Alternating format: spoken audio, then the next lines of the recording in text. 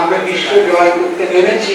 বাংলাদেশের 17 কোটি কি 18 কোটি জনগণ বিশ্ব জয় করতে নেমেছে।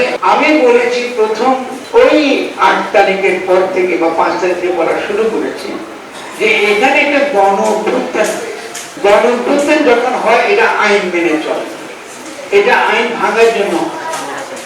আইন ভেঙে আবার যে যারা গণ অভ্যুত্থান করলো তারা নিজেদেরকে নতুন করে গঠন করবার জন্য আবার নতুন ব্যবস্থা, নতুন আইন, নতুন সংস্কৃতি, নতুন ভাষা, নতুন নিয়ম, এটা হল গণ অভ্যুত্থানের কাজ। আমরা কি করছি? আমরা উঠে রেখেছি।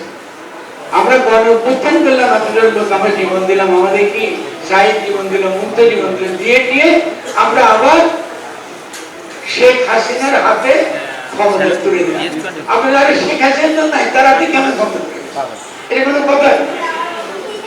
হ্যাঁ আছে, ভোটটা আছে। তাই শেখ হাসিনার ভোট কিন্তু আছে আপনাদের দেশে এখন এই মুহূর্তে, এইখানেও আছে। এই ভোটের নাম হলো সংবিধান।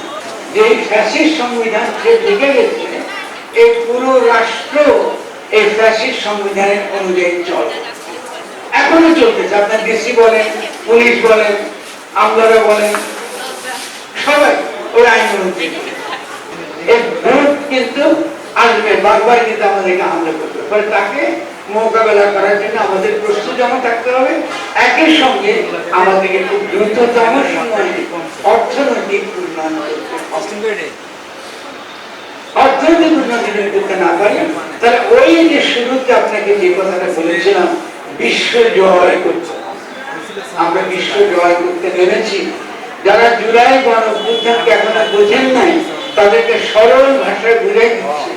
বাংলাদেশের ছাত্র, তরুণ এবং সৈনিকেরা একসঙ্গে যে গণ অভ্যুত্থান সফল করেছে তার উদ্দেশ্য বাংলাদেশের 17 কোটি কি 18 কোটি জনগণ বিশ্ব জয় করতে নেমেছে এবং তারা বিশ্ব